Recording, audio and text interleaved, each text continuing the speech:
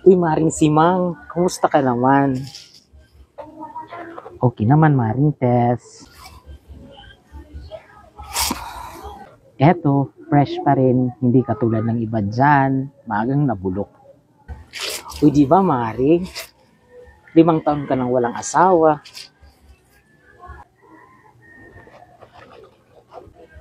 Hindi ka ba nahihirapan? Bakit naman, Mare? Kasi, alam mo na, sa gabi, malamig.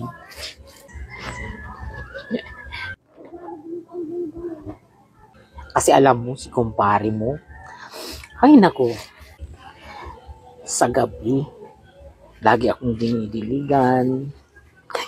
Bakit, Mari? Halaman ka ba sa gabi?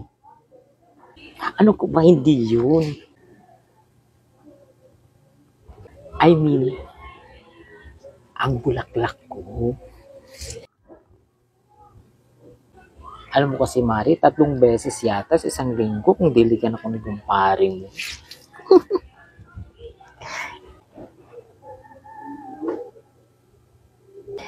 Hindi ka ba naiinggit? Bakit naman ako maiinggit? Kasi alam mo na, walang nagdidilig sa'yo. Hindi ka sure, Mare. Ha? Bakit, Mare? Bakit? Meron ka bang hindi sinasabi? Meron ka bang tinatago sa akin? Alam mo, Mare, yan si kumpare. Nagpupunta rin yan sa akin.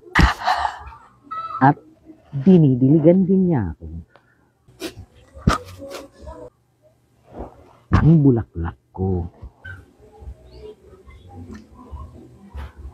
At 4 na beses siya kung magdilig. 4 sa kanya? Sa akin 3 lang. Paano mo nagawa sa akin to?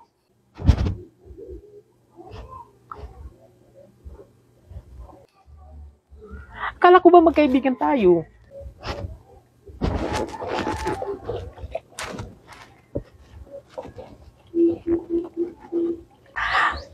Ang sakit. Sakit.